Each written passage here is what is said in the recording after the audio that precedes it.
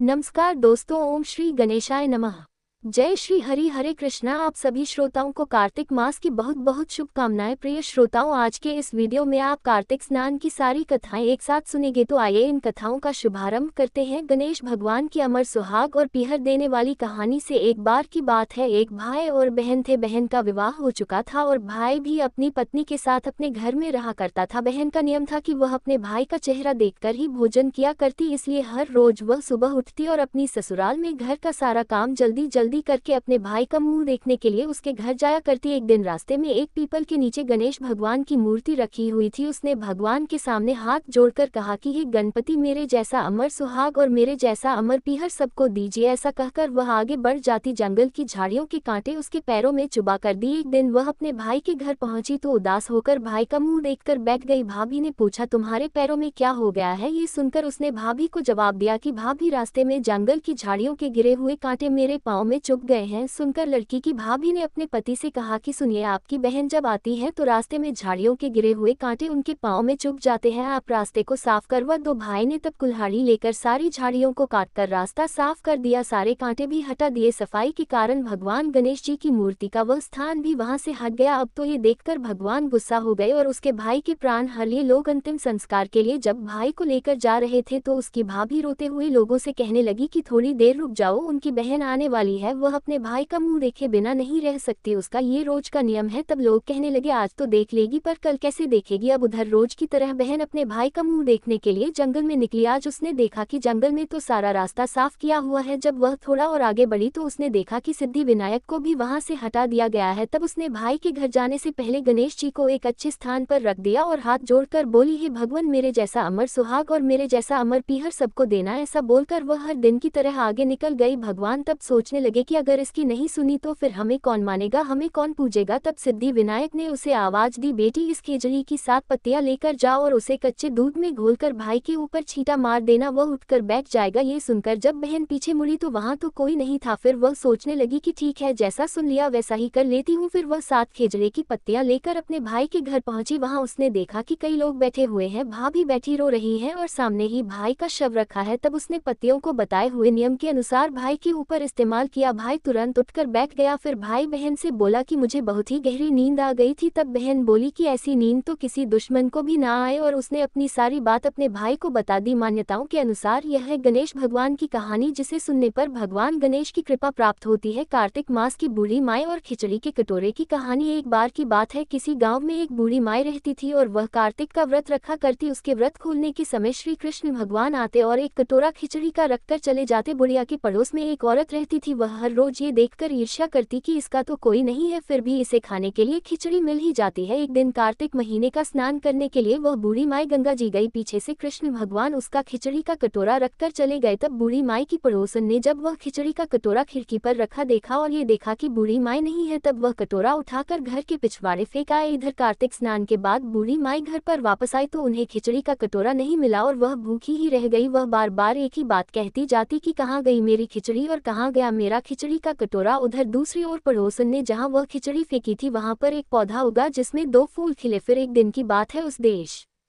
का राजा उस ओर से निकला जहां पर वह फूल खिले हुए थे। वह राजा निरसंतान था। जब उसकी दृष्टि उन फूलों पर पड़ी तो वह उन्हें तोड़कर घर ले आया। घर लाने पर उसने वह फूल अपनी रानी को दिए, जिन्हें सूंघने पर वह रानी गर्भवती हो गई और 9 महीने बाद रानी ने 2 स्वस्थ पुत्रों को जन्म दिया। वह दोनों राजकुमार जब बड़े हो गए तब वह किसी से बोलते नहीं थे, लेकिन जब भी वे दोनों शिकार पर जाते तब रास्ते में उन्हें वही बूढ़ी माई मिलती जो अभी भी यही कहती थी कि कहाँ गई मेरी खिचड़ी और कहाँ गया मेरा खिचड़ी का कटोरा। बूढ़ी माई की बात सुनकर वह दोनों भाई उनसे कहते, हम है तेरी खिचड़ी और हम है तेरा बेला। अब तो वे दोनों राजकुमार जब भी शिकार पर जाते तो बूढ़ी माई यही बात कहती और वे दोनों हमेशा वही उत्तर देते। एक बार राजा के कानों में यह बात पड़ गई कि यह राजकुमार जो महल में गूंगे रहते हैं वही जंगल में एक बूढ़ी माई के मिलने पर उनसे बात करते हैं। राजा को बड़ा आश्चर्य हुआ कि ये दोनों तो किसी से कभी बोलते नहीं, तब वह बूढ़ी माई से कैसे बात कर लेते हैं। राजा ने बूढ़ी माई को राजमहल में बुलवाया और कहा कि हम में से तो ये किसी से नहीं बोलते और ना ही हमने आज तक इन्हें बोलते देखा, लेकिन तुमसे ये कैसे बोलते हैं। तब बूढ़ी माई ने कहा कि महाराज, मुझे भी नहीं पता कि यह मुझसे कैसे बोल लेते हैं। मैं तो कार्तिक का व्रत करती थी और कृष्ण भगवान मुझे खिचड़ी का कटोरा भरकर दे जाते थे। एक दिन मैं स्नान करके वापस आई तो मुझे वह खिचड़ी नहीं मिली। जब मैं कहने लगी कि कहाँ गई मेरी खिचड़ी और कहाँ गया मेरा कटोरा, तब इन दोनों लड़कों ने कहा कि तुम्हारी पड़ोसन ने तुम्हारी खिचड़ी फेंक दी और उसके 2 फूल बन गए थे। वह फूल राजा तोड़कर ले गया जिसे रानी ने सूंघा तो हम 2 लड़कों का जन्म हुआ और हमें भगवान ने तुम्हारे लिए ही भेजा है। सारी बात सुनकर अब तो राजा ने बूढ़ी माई को महल में ही रहने को कहा। इस तरह कार्तिक स्नान के पुण्य प्रताप से बूढ़ी माई के दिन फिर गए और वह महल में खूब ठाट से रहने लगी। ही कार्तिक महाराज, जैसे आपने बूढ़ी माई की बात सुनी वैसे ही आपका व्रत करने वाले और इस कहानी को सुनने वालों की भी सुनना। सभी प्रेम से बोलिए कार्तिक मास की जय। अब सुनिए कार्तिक मास की बूढ़ी माई और श्री कृष्ण के कंधे की कहानी। कार्तिक मास में सभी औरतें तुलसी जी को जल से सींचने जाया करती थी। एक बूढ़ी माई भी थी जो कार्तिक मास में नियम से तुलसी जी को सींचा करती और जब भी वह सींचने जाती तो तुलसी माता से हाथ जोड़कर कहती है, तुलसी माता सत्य की दाता, मैं तेरा बिरवा सींचती हूँ, मुझे बहू दे, पीले रंग की धोती दे, मीठा ग्रास दे, बैकुंठ में वास दे, अच्छी मौत दे, चंदन का काट दे, अच्छा राज दे, खाने को दाल भात दे और गारस के दिन श्री कृष्ण का कांधा दे। बूढ़ी माई की यह बातें सुन सुनकर तुलसी माता सूखने लगी। तुलसी माता को यूं सूखते देखकर भगवान श्री कृष्ण ने पूछा, है तुलसी, तुम दिन प्रतिदिन क्यों सूखती जा रही हो? तब तुलसी माता ने कहा, बस मेरे मन की मत पूछो प्रभु। भगवान कहने लगे, मैं नहीं पूछूंगा तो फिर कौन पूछेगा? तब तुलसी माता कहने लगी, हे प्रभु, एक बूढ़ी माई आती है और अपनी बात कहकर चली जाती है। मैं उनकी सारी बातें तो पूरी कर दूंगी लेकिन कृष्ण का कंधा कहाँ से लाऊंगी? तब भगवान बोले कि जब वह मरेगी तो अपने आप ही मैं कंधा देने आ जाऊंगा। तुम बूढ़ी माई से यह बात कह देना। इसके कुछ दिनों के बाद वह बूढ़ी माई मर गई। बूढ़ी माई के मरने पर सारा गांव इकट्ठा हो गया और उनका अंतिम संस्कार समय आने पर जब गांव के लोग उन्हें उठाने लगे तो वह बहुत भारी हो गई, किसी के उठाए ना उठी। तब सभी बोले, ये तो बहुत संस्कारी थी, बहुत पूजा पाठ करती थी और कोई पाप भी नहीं किया, फिर यह इतनी भारी कैसे हो गई? तभी बूढ़े ब्राह्मण के वेश में भगवान वहां आए और कहने लगे कि यह भीड़ कैसी है? तब गांव के लोग बताने लगे कि एक बूढ़ी माई रहती थी, वही मर गई है और यह इतनी पापिन थी कि उसकी अर्थी नहीं उठ रही, यह बहुत भारी हो गई है। वैसे तो अपने जीवन में इसने बहुत पूजा पाठ की। तब भगवान बोले कि मुझे इसके कान में कुछ कह लेने दो, फिर यह उठ जाएगी। ऐसा कहकर भगवान ब्राह्मण के वेश में बूढ़ी माई के पास गए और उसके कान में कहा कि माई, तू अपने मन की कर ले, पीताम्बर की धोती ले, मीठा मीठा ग्रास ले, बैकुंठ में वास ले, चटक की चाल ले, चंदन का काट ले, झालर की झनकार ले, दाल भात का जीवन ले और ले, श्री कृष्ण का कंधा भी ले। भगवान की यह बातें सुनकर बूढ़ी माई तो तुरंत हल्की हो गई और तब भगवान स्वयं उन्हें अपने कंधे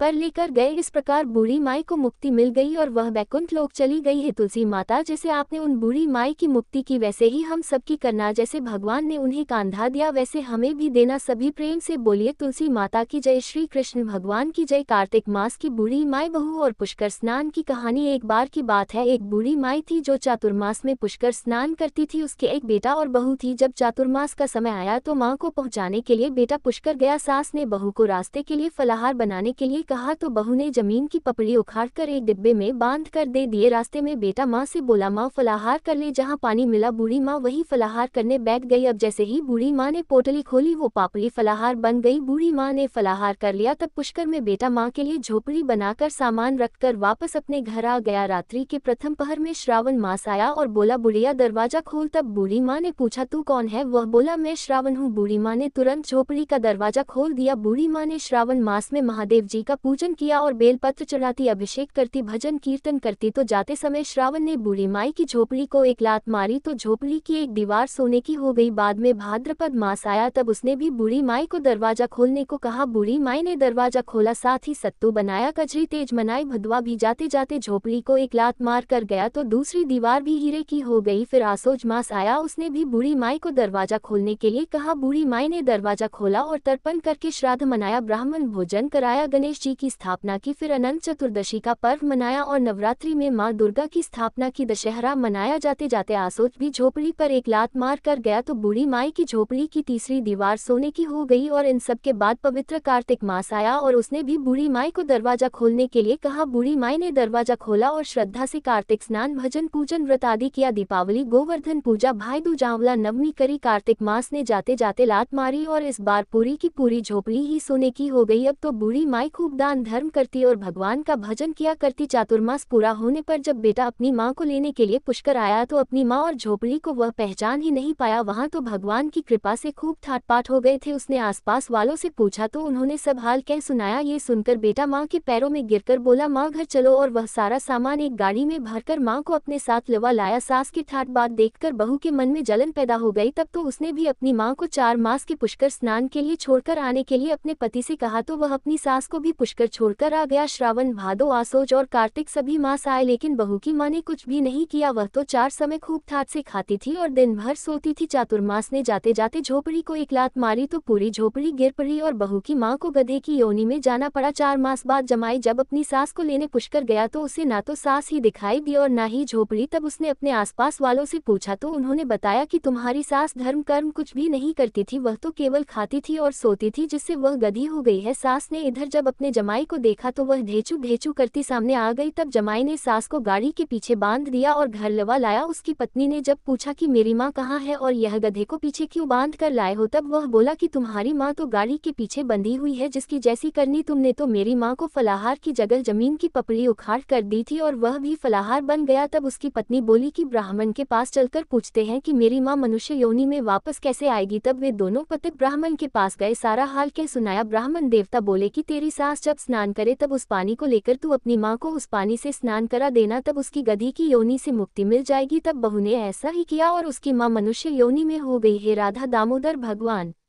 जैसे आपने लड़के की माँ को सब कुछ दिया वैसे ही हम सबको भी देना। सभी प्रेम से बोलिए कार्तिक के स्नान की जय। अब सुनिए कार्तिक मास की ब्राह्मण दंपत्ति और उनकी बहू और कार्तिक स्नान की कहानी। एक बार की बात है, एक नगर में एक ब्राह्मण और ब्राह्मण ही रहते थे। वे रोजाना 7 कोस दूर गंगा स्नान करने जाते थे। इतनी दूर आने जाने से ब्राह्मणी थक जाती थी। एक दिन ब्राह्मणी बोली, काश हमारे भी एक बेटा होता तो कितना अच्छा होता। बेटे की बहू आती और हमें घर वापस जाने पर बना हुआ भोजन मिलता और बहू घर का सारा काम भी कर देती। ब्राह्मणी की यह बात सुनकर ब्राह्मण देवता बोले, बात तो तुम सही कह रही हो, चलो आज मैं तुम्हारे लिए बहू ला ही देता हूँ। ब्राह्मणी बोली, वो कैसे भला? ब्राह्मण ने कहा कि तुम एक पोटली में आटा डालकर उसमें कुछ मोहरे रख देना। ब्राह्मण देवता के कहे अनुसार ब्राह्मणी ने पोटली बांधकर दे दी और पोटली लेकर ब्राह्मण देवता चले गए। वह अभी कुछ ही दूर पर गए थे कि उन्हें नदी के किनारे बहुत ही सुंदर लड़कियां खेलते हुए दिखाई दी। वे रेत में घर बनाकर खेल रही थी और बार बार तोड़ रही थी। तब उनमें से एक लड़की कहने लगी कि मैं तो अपना घर नहीं तोड़ूंगी, मुझे तो रहने के लिए ये घर चाहिए। लड़की की बात सुनकर ब्राह्मण देवता मन ही मन सोचने लगे कि बहू बनाने के लिए तो यही लड़की सही रहेगी। जब वह लड़कियां घर वापस जाने लगे तो ब्राह्मण भी उस लड़की के पीछे पीछे उसके घर तक चले गए जिसने अपना घर नहीं तोड़ा था। और वहां जाकर ब्राह्मण देवता ने उससे कहा कि बेटी, अभी कार्तिक मास चल रहा है, इसीलिए मैं किसी के घर भोजन नहीं खाता। मैं आटा लेकर आया हूँ, तुम अपनी माँ से पूछो तो जरा, क्या वह मेरे लिए आटा छानकर 4 रोटियां बना देगी? यदि वह मेरा आटा छानकर रोटियां बनाएगी तो ही मैं रोटी खा सकता हूँ। लड़की ने भीतर जाकर अपनी माँ से सारी बात कह दी। माँ ने कहा, ठीक है, जाकर बाबा से कह दे कि वह अपना आटा दे दे तो मैं रोटियां बना दूंगी। जब लड़की की माँ आटा छानने लगी तो आटे में से मोहरे निकली। वह सोचने लगी कि जिसके आटे में इतनी मोहरे हैं उसके घर में कितनी मोहरे होंगी। उधर वह ब्राह्मण देवता जब भोजन करने बैठे तो लड़की की माँ ने कहा, बाबा क्या आप अपने लड़के की सगाई करने जा रहे हो? ब्राह्मण ने कहा, मेरा बेटा तो काशी में पढ़ने गया हुआ है, लेकिन यदि तुम कहो तो खान कटोरे से विवाह करके तुम्हारी बेटी को मैं अपने साथ ले जाऊं। लड़की की माँ बोली, ठीक है बाबा, और फिर खान कटोरे से अपनी लड़की का विवाह करके उसे ब्राह्मण देवता के साथ उसने भेज दिया। अब ब्राह्मण ने घर आकर कहा, रामू की माँ दरवाजा खोलो, देखो तो मैं तुम्हारे लिए बहू लेकर आया हूँ। ब्राह्मणी बोली, पूरी दुनिया तो ताने मारती ही थी, अब आप भी मारने लगे? अरे हमारे तो कोई बेटा ही नहीं है, तो भला बहू कहाँ से आएगी? ब्राह्मण ने कहा, अरे भाग्यवान, दरवाजा खोलकर देख तो सही। जब ब्राह्मणी ने दरवाजा खोला तो सामने बहू को खड़ी देखा। उसने बहू का प्रसन्न मन से स्वागत किया और खूब आदर सत्कार से घर के भीतर ले गई। अब ब्राह्मण और ब्राह्मणी स्नान करने जाते तो बहू पीछे घर का सारा काम करके भोजन बनाकर तैयार रखती। वह उनके कपड़े धोती, रात को पैर भी दबाती थी। इस तरह काफी समय बीत गया। ब्राह्मणी ने एक दिन अपनी बहू से कहा कि बहू, तू कभी भी चूल्हे की आग बुझने मत देना और मटके का पानी खत्म मत होने देना। लेकिन एक दिन चूल्हे की आग बुझ गई। तब बहू भागी भागी अपनी पड़ोसन के पास गई और बोली, मेरे घर में चूल्हे की आग बुझ गई है, मुझे थोड़ी आग चाहिए। मेरे सास ससुर सुबह 4 बजे से गए हुए हैं स्नान करने, वो थके हरे आएंगे, इसलिए मुझे उनके लिए भोजन बनाना है। तब पड़ोसन बोली कि तू तो बावली है, ये दोनों तुझे मिलकर पागल पागल बना रहे हैं, इनका कोई बेटा बेटा नहीं है। बहू बोली दीदी ऐसा तो मत बोलो, इनका बेटा तो बनारस काशी में पढ़ने गया हुआ है। तब पड़ोसन ने कहा कि यह तुझे झूठ बोलकर लाए हैं, इनका कोई बेटा नहीं है। अब की बार तो बहू पड़ोसन की बातों में आ ही गई और कहने लगी कि तब आप ही बताओ मैं क्या करूं। पड़ोसन ने कहा करना क्या है, जब तुम्हारे सास ससुर वापस आए तो जली फूकी रोटियां और बिना नमक की पतली दाल बनाकर दे देना, खीर का चमचा दाल में और दाल का चमचा खीर में डाल देना। अब तो बहू पड़ोसन की सारी सीख लेकर घर आ गई और जब उसके सास ससुर वापस घर आए तो आज न तो उनकी बहू ने उनका आदर सत्कार किया, ना ही उनके कपड़े धोए। यहाँ तक कि जब उसने अपनी सास ससुर को भोजन दिया तो सास बोली बहू आज ये रोटियां जली फूकी क्यों है और दाल भी बिना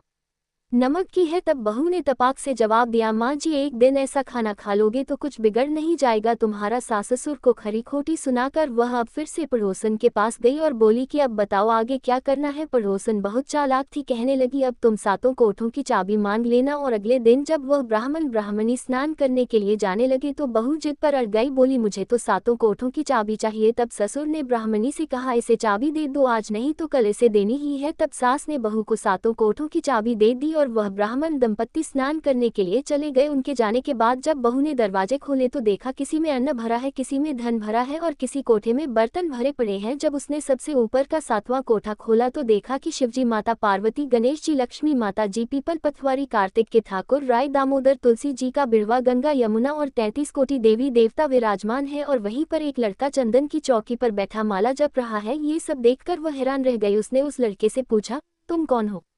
तब लड़का बोला मैं तेरा पति हूँ, अभी दरवाजा बंद कर दे, जब मेरे माता पिता आएंगे तब दरवाजा खोलना। ये सब देखकर बहू तो बहुत खुश हुई और 16 श्रृंगार कर सुंदर वस्त्र पहनकर अपने सास ससुर की प्रतीक्षा करने लगी। उसने आज अपने सास ससुर के लिए खूब अच्छे अच्छे पकवान बनाए। जब उसके सास ससुर घर वापस आए तो उसने उनका आदर सत्कार किया और प्रेम पूर्वक भोजन कराया। फिर पैर दबाने लगी। पैर दबाते दबाते बहू ने कहा माँ जी आप इतनी दूर गंगा यमुना स्नान करने के लिए जाती हो तो आप थक जाती होगी, इसलिए अब आप घर पर ही स्नान क्यों नहीं कर लेती? यह सुनकर सास बोली बेटी गंगा यमुना घर पर तो नहीं बहती है। तब उसने कहा हाँ माँ जी बहती है, चलिए मैं आपको दिखाती हूँ। जब बहू ने 7वां कोठा खोलकर दिखाया तो उसमें तो शिवजी, पार्वती जी, गणेश जी, लक्ष्मी जी, पीपल पथवारी, कार्तिक के ठाकुर, राय, दामोदर, तुलसी जी का बड़वा और गंगा यमुना बह रही है। साथ ही 33 कोटि देवी देवता भी विराजमान है और वही चौकी पर बैठा एक लड़का माला जप रहा है। माँ ने देखा तो पूछा बेटा तू कौन है? लड़का बोला माँ जी मैं ही तो तुम्हारा बेटा हूँ। तब ब्राह्मणी ने पूछा तू कहाँ से आया है? लड़के ने उत्तर दिया माँ जी मुझे कार्तिक देवता ने भेजा है। ब्राह्मणी ने कहा बेटा भला ये दुनिया कैसे मानेगी कि तू मेरा ही बेटा है? तब ब्राह्मणी ने कुछ विद्वान पंडितों से सहायता मांगी। पंडितों ने कहा कि इस पार बहू बेटा खड़े हो जाए और उस पार ब्राह्मणी खड़ी हो जाए। ब्राह्मणी ने चमड़े की अंगियां पहनी और छाती में से दूध की धार निकलकर अगर बेटे की दाढ़ी मूछ भीगा जाए और पवन पानी से गठजोड़ बंधे तब मान लेना कि यह बुढ़िया का ही बेटा है। तब उसने ऐसा ही किया। ब्राह्मणी की चमड़े की अंगियां फट गई और उनकी छाती में से दूध की धार निकलकर बेटे की दाढ़ी मूछ भीगा गई। पवन पानी से बहू बेटे का गठजोड़ बन गया। ये सब देखकर ब्राह्मण और ब्राह्मणी की खुशी का ठिकाना नहीं रहा है। कार्तिक के ठाकुर जैसे ब्राह्मण ब्राह्मणी को बहू बेटा दिया वैसे सबको देना। कार्तिक मास की कहानी कहने सुनने और हुंकारा भरने वाले सब पर कृपा करना। अब सुनिए कार्तिक मास की तारा भोजन की कहानी। एक बार की बात है, किसी नगर में एक साहूकार था और उसकी एक बहू तारा भोजन करती थी। एक दिन उसने अपनी सास को कहानी सुनाने को कहा तो सास ने मना कर दिया और बोली कि मुझे अभी अपनी पूजा करनी है। उसने फिर अपनी जेठानी से कहा कि दीदी आप मेरी कहानी सुन लो। उसने भी मना करते हुए कहा कि मुझे तो अभी भोजन बनाना है। फिर उसने अपनी देवरानी से कहानी सुनने को कहा। उसने भी बहाना बना दिया कि मुझे बच्चों को देखना है। तब उसने फिर अपनी नंद को कहानी सुनने के लिए कहा। उसने भी मना कर दिया, बोली कि मेरी ससुराल से मेरा बुलावा आ गया है और मुझे जाने की तैयारियां करनी है। अब वह राजा के पास भी गई, बोली कि महाराज आप ही मेरी कहानी सुन लो। तो राजा ने कहा मुझे तो व्यापार देखना है, कहानी सुनने का समय नहीं है मेरे पास। अब तो वह अपनी पड़ोसन के पास गई और जाकर उससे बोली कि आप ही मेरी कहानी सुन लो। पड़ोसन कहानी सुनने के लिए तैयार हो गई। तब उसने कहानी कही। पड़ोसन ने खूब ध्यान से कहानी सुनी और हुंकारा भरा। इस तरह पूरा कार्तिक मास बीत गया और फिर भगवान विमान लेकर आए। जब बहू विमान में बैठकर जाने लगी तो सास दौड़ी दौड़ी आए और बोली मैं भी तेरे साथ चलूंगी। तो वह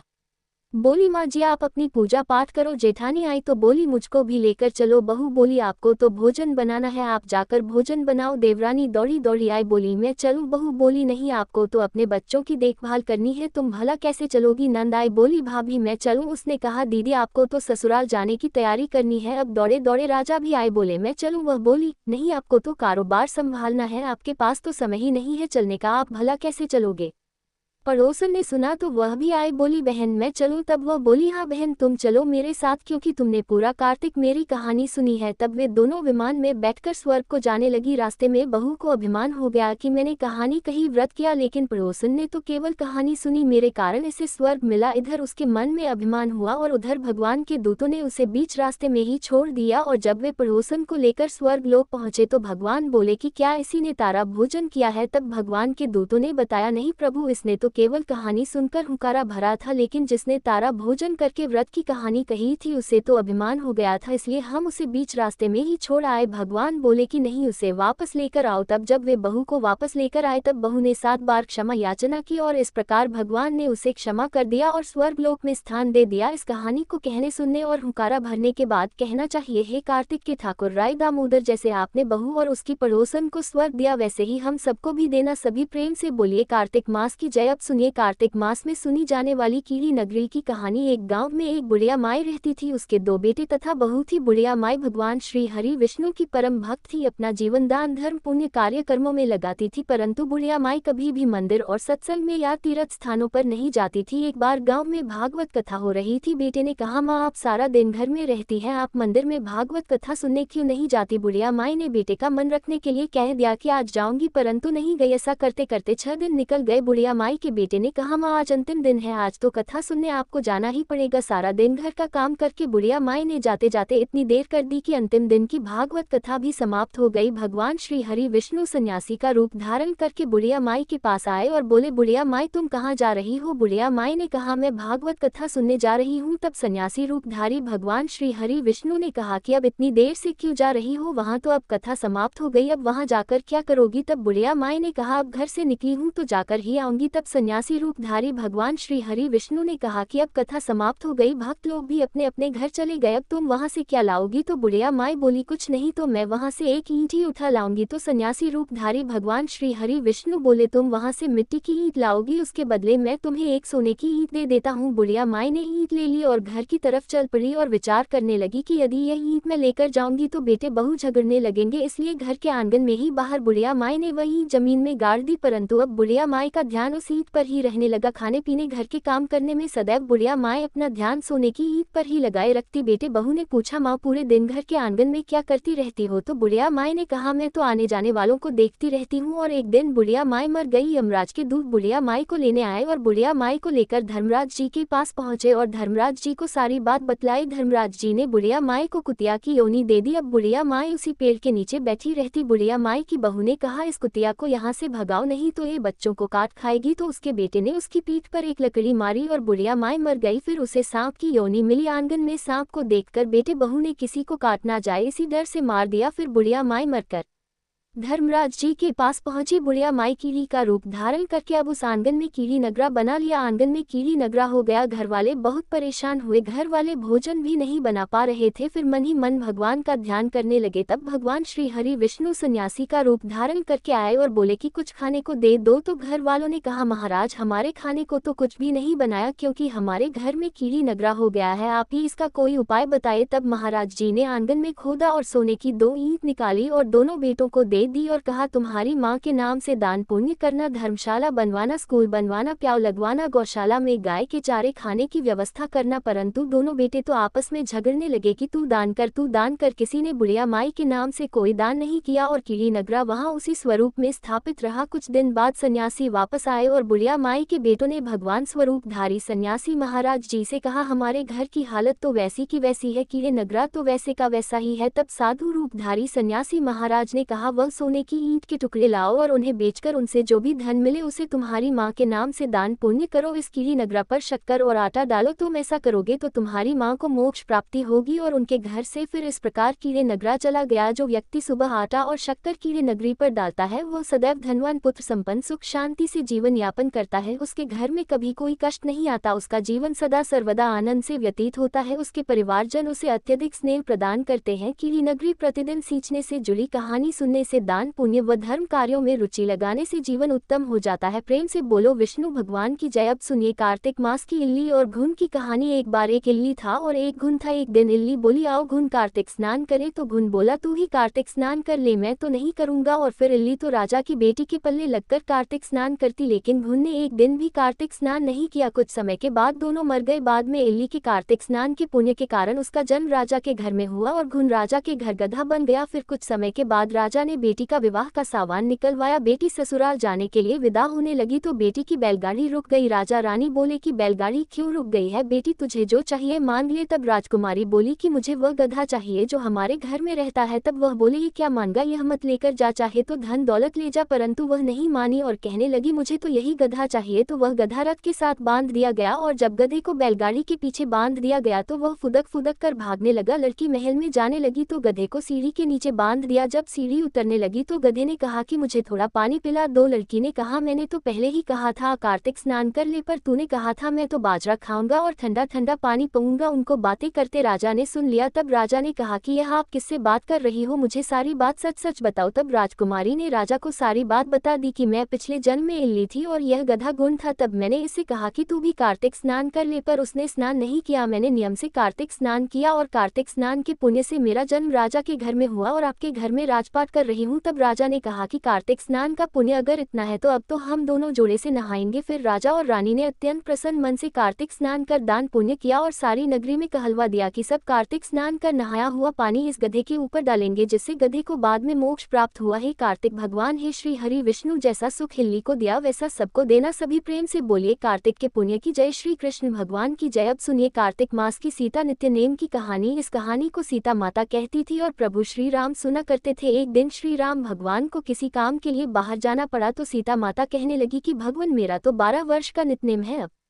आप बाहर जाएंगे तो मैं अपनी कहानी किसे सुनाऊंगी। तब श्री राम ने कहा कि सीते आप कुएं की पाल पर जाकर बैठ जाना और वहां पर जो भी औरतें पानी भरने आएंगी उन्हें अपनी कहानी सुना दिया करना। सीता माता कुएं की पाल पर जाकर बैठ गई। तभी एक स्त्री आई, उसने रेशम की जरी की साड़ी पहन रखी थी और सोने का घड़ा ले रखा था। सीता माता उसे देखकर कहने लगी बहन मेरा 12 वर्ष का नित्यनेम सुन लो। पर वह स्त्री बोली कि मैं तुम्हारा नित्यनेम सुनूंगी तो मुझे तो घर जाने में देर हो जाएगी और मेरी सास मुझसे झगड़ा करेगी, इसलिए उसने कहानी नहीं सुनी और अपने घर चली गई। लेकिन उसके घर जाते ही उसकी रेशमचरी की साड़ी फट गई, सोने का घड़ा मिट्टी के घड़े में बदल गया। सासू ने देखा तो पूछा अरे बहू ये किसका दोष अपने सिर लेकर आ गई है। बहू बोली माँ जी कुएं पर एक औरत बैठी थी, उसने अपनी कहानी सुनने के लिए कहा लेकिन मैंने नहीं सुनी, शायद उसी का ये फल मुझे मिला है। बहू की बात सुनकर अगले दिन वही साड़ी और वही घड़ा लेकर सास कुएं की पाल पर गई। सास को वहीं पर सीता माता बैठी मिली तो माता सीता ने कहा बहन मेरी कहानी सुन लीजिए। सासू बोली एक बार छोड़, मैं तो 4 बार कहानी सुन लूंगी। तब सीता माता बोली राम आए लक्ष्मण आए देश के पुजारी आए, नितनेम का नेम लाया आओ। राम बैठो राम तपी रसोई जिमो, राम माखन मिश्री खाओ, राम दूध पताशा पियो, राम सूत के पलका मोठो, राम शाल दुशाला पोठो, राम शाल दुशाला ओढ़ो, राम जब बोलो राम ही राम, राम सवारे सबके काम खाली घर भंडार भरेंगे, सबका बीड़ा पार करेंगे। श्री राम जय जय राम। सासू बोली बहन कहानी तो बहुत अच्छी लगी। फिर कहानी सुनकर सासू घर चली गई और उसकी साड़ी फिर से रेशम जरी की बन गई, मिट्टी का घड़ा भी फिर वापस से सोने के घड़े में बदल गया। बहू ने देखा तो कहने लगी सासू माँ आपने ये सब कैसे किया। सासू बोली बहू तू दोष लगाकर आई थी और मैं अब दोष उतार कर आ रही हूँ। बहू ने पूछा कि माँ जी वह कुएं वाली स्त्री कौन है। सासू ने बताया कि वह तो सीता माता थी, वह पुराने से नया कर देती है, खाली घर में भंडार भर देती है, वह लक्ष्मी जी का वास घर में कर देती है और मनुष्य की जो भी इच्छा हो उसे पूर्ण कर देती है। बहू बोली माँ जी फिर तो ऐसी कहानी मुझे भी सुना दो। सास बोली कि ठीक है तुम भी सुनो। फिर सास ने कहानी शुरू की। राम आए लक्ष्मण आए देश के पुजारी आए, नितनेम का नेम लाया आओ, राम बैठो राम तपी रसोई जिमो, राम माखन मिश्री खाओ, राम दूध बताशा पियो, राम सूत के पलका मोठो, राम शाल दुशाला पोठो, राम शाल दुशाला ओढ़ो, राम जब बोलो राम ही राम, राम सवारे सबके काम खाली घर भंडार भरेंगे, सबका बेड़ा पार करेंगे। बोलो श्री राम जय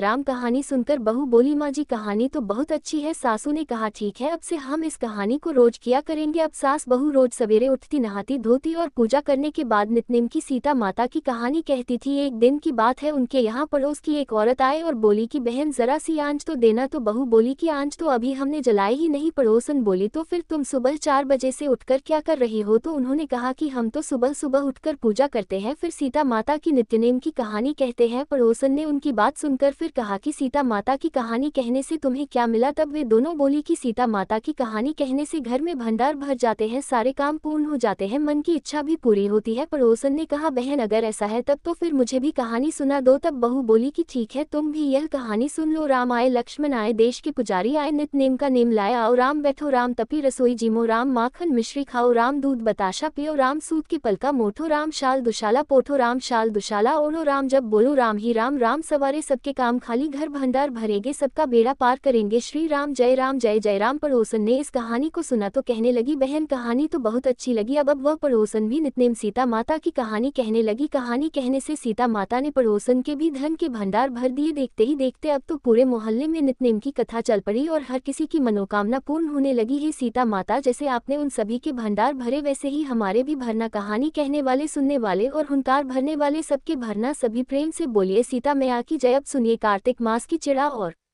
चिड़े की कहानी। इस कहानी को कार्तिक मास की पूर्णिमा से ठीक अगले दिन पड़वा यानी प्रतिपदा को पढ़ते या सुनते हैं और इस कहानी को कहने सुनने वालों के घर यदि नहीं हो तो उनका घर जल्दी बन जाता है। इस कहानी को कार्तिक मास में प्रत्येक दिन भी सुना जाता है। अब सुनिए चिड़ा और चिड़ी की कहानी। एक बार 4 चिड़िया थी, चारों कार्तिक स्नान करती थी। पड़वा आने पर चारों ने सोचा कि चलो खिचड़ी बनाएं। एक चिड़िया चावल लेकर आई, एक चिड़िया दाल लेकर आई, एक चिड़िया घी लेकर आई। सब ने मिलकर खिचड़ी बनाई। सब ने सोचा कि पहले कार्तिक स्नान कर ले, नहाकर आ जाए, फिर सब साथ बैठकर खिचड़ी खाएंगी। तो पहले एक चिड़िया स्नान करके आई, उसे जोर की भूख लग रही थी, लेकिन बाकी चिड़िया अभी तक स्नान करके वापस नहीं लौटी थी, तो उसने खिचड़ी की भाप खा ली यानी भाप सूंघकर अपना पेट भर लिया। दूसरी चिड़िया आई, उसे भी भूख लगी थी तो उसने पानी पी लिया। तीसरी चिड़िया ने खिचड़ी खा ली और चौथी चिड़िया ने बची हुई खुरचन खा ली। कुछ समय के बाद चारों चिड़िया मर गई। जिस चिड़िया ने भाप खाई थी वो तो राजा के घर राजकुमारी बनी, जिस चिड़िया ने पानी पिया वो कुम्हार की लड़की बनी, जिस चिड़िया ने खिचड़ी खाई थी वो अगले जन्म में ब्राह्मण की लड़की बनी और जिस चिड़िया ने खुरचन खाई थी वो हथिनी बनी। अब कुम्हार की लड़की राजा के यहाँ दासी बनी, ब्राह्मण की लड़की राजकुमारी की सहेली बनी, हथिनी भी राजा के यहाँ पर ही थी। राजकुमारी को पिछले जन्म की सारी बातें याद थी। राजकुमारी का विवाह हुआ। जब वह विदा हो रही थी तो राजा से बोली पिताजी मैं अपनी सहेली और दासी को भी साथ लेकर जाऊंगी। राजा ने कहा ठीक है ले जाना। राजकुमारी फिर भी नहीं गई तो राजा ने पूछा अब तुम्हें और क्या चाहिए? तो वह बोली पिताजी मुझे हथिनी भी चाहिए। तो राजा ने अपने नौकर को हथिनी को लाने भेज दिया, क्योंकि वह हथिनी किसी के बस में नहीं आती थी, किसी के कहे अनुसार नहीं चलती थी। जब वह हथिनी नहीं उठी तो राजकुमारी खुद चलकर उसके पास गई और उसके कान में पिछले जन्म की बात कही, जिसे सुनते ही वह हथिनी उठकर खड़ी होकर चल पड़ी। ये देखकर राजा बड़ा हैरान हुआ, सोचने लगा कि यह तो मेरी बेटी नहीं है, क्योंकि यह तो जानवरों से बात करती है। राजा ने सोचा कि शायद मेरी बेटी के रूप में यह कोई और बहुया है। तब राजा ने क्रोध के मारे तलवार निकाल ली और कहा कि सच सच बता तू कौन है, नहीं तो मैं तेरी गर्दन काट दूंगा। तब राजकुमारी ने अपने पिताजी से अपने पिछले जन्म की सारी बात कही। यह सुनकर सभी को बहुत हैरानी हुई। तब वह राजकुमार जिससे राजकुमारी का विवाह हुआ था ये सब देख रहा था। तब वह राजकुमारी से कहने लगा कि अगर कार्तिक स्नान की इतनी महिमा है तब तो हम दोनों भी मिलकर जोड़े से कार्तिक स्नान करेंगे और खूब दान पुण्य करेंगे। ये थी चिड़ा चिड़ी की कहानी। सभी प्रेम से बोलिए कार्तिक के ठाकुर राय दामोदर की जय, कार्तिक मास की जय। अब सुनिए कार्तिक मास की पंचबिकू की कहानी। पंचकू व्रत कार्तिक मास के अंतिम 5 दिनों में रखा जाता है और उस समय इस कहानी को अवश्य ही कहना या सुनना चाहिए। और पूरे कार्तिक मास भी पंचकू की कहानी कहने और सुनने का नियम है। पंचभीखू की कहानी के अनुसार किसी गांव में एक साहूकार था, उसका एक बेटा और बहू भी थी। बहू कार्तिक मास में रोज सवेरे उठकर गंगा स्नान के लिए जाती थी। सुबह जल्दी जाते समय वह किसी भी पराये पुरुष का मुंह नहीं देखती थी। एक राजा का बेटा भी सुबह सवेरे गंगा स्नान के लिए जाता था। वह हैरान होता कि मैं इतनी जल्दी उठता हूँ स्नान करने के लिए, लेकिन कोई और भी है जो मुझसे भी जल्दी उठकर स्नान कर लेता है। कार्तिक माह के 5 दिन बचे थे कि एक दिन साहूकार की बहू तो स्नान करके वापस जा रही थी और उसी समय राजा का बेटा भी स्नान करने के लिए आ रहा था। आवाज सुनकर बहू जल्दी जल्दी जाने लगी, लेकिन जल्दबाजी में उसकी माला मोजड़ी छूट गई। राजा के बेटे ने उसकी माला मोजड़ी उठा ली और सोचने लगा कि जिस स्त्री की यह माला मोजड़ी इतनी सुंदर है वह स्त्री स्वयं कितनी सुंदर होगी। और उसने पूरे नगर और गांव में मुनादी करवा दी कि जिसकी यह माला मोजड़ी है वह 5 रात मेरे पास आएगी। जब ये सूचना साहूकार की बहू को मिली तो उसने कहलवा दिया कि मैं 5 रात आऊंगी, लेकिन किसी को साख भरने बैठा देना। राजा के बेटे ने एक तोते को पिंजरे में बंद करके गंगा जी के किनारे एक पेड़ पर टांग दिया। बहू सुबह के समय पहली पैड़ी पर पैर रखा और बोली ही कार्तिक के ठाकुर राय दामोदर 5 पांडु 6 नारायण भीखम राजा उस पापी को नींद आ जाए। और ऐसा कहते ही राजा के बेटे को नींद आ गई। बहू स्नान करके जाने लगी तो तोते से बोली, सुआ तेरे गल डालूंगी हीरा मेरी साग भरियो वीरा। सुआ बोला, कोई वीर भी साग भरता है क्या? तो वह फिर बोली, सुबह सुआ सुबह तेरे पग घालूंगी नेवर साग भरियो मेरे देवर। सुहा ने कहा, ठीक है भाभी मैं तेरी साग रखूंगा। बहू तो कहकर चली गई। इधर राजकुमार हड़बड़ा कर उठ बैठा और सुबह से बोला, सुबह सुआ वो आई थी क्या, कैसी दिखती थी? सुबह बोला, आभा किसी बिजली होली किसी झलकेला किसी कामिनी गुलाब का सा रंग। राजकुमार ने सुना तो सोचा कि आज तो मैं अपनी अंगुली में चीरा लगाकर बैठूंगा, इससे मुझे नींद नहीं आएगी। दूसरे दिन वह सवेरे सवेरे अंगुली चीर कर बैठ गया। जब साहूकार की बहू आई तो भगवान से प्रार्थना करने लगी। राजकुमार को फिर से नींद आ गई और बहू नहा धोकर चली गई। इसके बाद उठकर राजकुमार ने तोते से पूछा तो तोते ने सारी बात बता दी। अब राजकुमार बोला कि आज तो मैं आंखों में मिर्ची डालकर बैठूंगा। अब राजकुमार ने तीसरी रात को आंखों में मिर्ची डाली और बैठ गया। सारी रात वह दर्द में तड़पता रहा। साहूकार की पुत्रवधू फिर आए और प्रार्थना करने लगी, हे कार्तिक के ठाकुर राय दामोदर पांचों पांडु छठे नारायण भीखम राजा उस पापी को नींद आ जाए। राजा के बेटे को फिर नींद आ गई। अगली सुबह राजकुमार ने तोते से फिर पूछा, वह आई थी क्या? तो तोते ने सारी बात बतला दी, हाँ आई थी। अब राजकुमार ने सोचा कि आज रात को तो मैं ठंड में बैठा रहूंगा। राजकुमार ठंड में सारी रात कांपता रहा और सुबह ब्रह्म मुहूर्त में उसे नींद आ गई। साहूकार की बहू चौथे दिन सुबह सवेरे आई, पहली कड़ी पर पैर रखा और फिर से बोली, हे कार्तिक के ठाकुर राय दामोदर जी पांचों पांडु छठे नारायण भीखम राजा उस पापी को नींद आ जाए। राजकुमार को फिर नींद आ गई। सुबह राजकुमार ने तोते से फिर पूछा, आई थी क्या? तो तोते ने सारी बात बतला दी, हाँ आई थी। अब तो चारों रातें निकल गई। राजकुमार ने सोचा, आज की तो आखिरी रात है, आज तो मैं अपनी अंगुली जला लूंगा, जलन से मुझे नींद नहीं आएगी। और फिर उसने अपनी अंगुली जला ली। सारी रात जलन से वह तड़पता रहा। क्योंकि साहूकार की बहू पतिव्रता थी इसलिए ठाकुर जी ने उस पर कृपा की और ठाकुर जी की कृपा से राजकुमार को सुबह नींद आ गई। साहूकार की बहू पांचवें दिन सुबह के समय आई और पहली पैड़ी पर पैर रखा और बोली, हे कार्तिक के ठाकुर राय दामोदर जी, हे भगवान आपने मेरी इतने दिन लाज रखी है, आज भी रख लेना, उस पापी को नींद आ जाए। राजकुमार को फिर नींद आ गई। साहूकार की बहू ने तोते से कहा, हे सुबह उस पापी से कह देना मेरी माला मोजड़ी मेरे घर पहुंचा दे। ऐसा कहकर बहू चली गई। इधर राजकुमार हड़बड़ा कर उठ बैठा। राजकुमार ने तोते से फिर पूछा, क्या वह आई थी? तो तोते ने फिर से कह दिया, हाँ आई थी, लेकिन उसने अपनी माला मोजड़ी मंगवाई है। राजकुमार को पतिव्रता स्त्री के सत्य को भंग करने का विचार करने के कारण कोढ़ हो गया। राजा ने बहुत सारे वैद्यों को बुलाकर राजकुमार का इलाज करवाया परंतु किसी भी दवा का कोई भी असर राजकुमार पर नहीं हुआ। तब राजा ने आचार्यों को बुलवाया और इसका कारण पूछा। तब आचार्यों ने बतलाया कि राजकुमार को एक पतिव्रता स्त्री का सद्भंग करने का प्रयास करने के कारण कोढ़ हुआ है और उसी के पाप स्वरूप इसका अंगंग चल रहा है। राजा ने जब राजकुमार के ठीक होने का उपाय पूछा तो उन्होंने बताया कि यह उस साहूकार की बहू को धर्म की बहन बनाए और रोज उसके स्नान किए हुए जल से यदि स्नान करे तभी यह ठीक हो सकता है। राजा साहूकार की बहू की माला मोजड़ी लेकर साहूकार के घर गया और हाथ जोड़कर बोला कि साहूकार, यह माला मोजड़ी आपकी बहू की है, आप इसे रख लें और आपकी बहू के नहाए हुए जल से मेरे बेटे को नहला दे। साहूकार बोला कि मेरी बहू तो किसी पराये पुरुष का मुंह तक नहीं देखती, आप इसे इस नाली पर बिठा दीजिए। उधर ऊपर जब मेरी बहू स्नान करेगी तब नीचे इस नाली के पानी से आपका पुत्र भी स्नान कर लेगा। राजकुमार ने ऐसा ही किया और कुछ समय बाद उसका शरीर चंदन सा हो गया है। पंचकू देवता, जैसे आपने साहूकार की पुत्रवधू का सत रखा वैसे ही सभी का रखना। सभी प्रेम से बोलिए पंच भीखू की जय। अब सुनिए कार्तिक मास की पीपल पथवारी की कहानी। एक बार की बात है, एक गुजरी थी, उसने एक दिन अपनी बहू से कहा कि बहू तू दूध दही बेच कर आ। तो बहू पास के गांव में दूध दही बेचने गई। कार्तिक का महीना था, वहां पर सभी औरतें पीपल सींचने आती थी तो वह भी बैठ गई और औरतों से पूछने लगी कि तुम क्या कर रही हो? औरतों ने बताया, हम तो पीपल की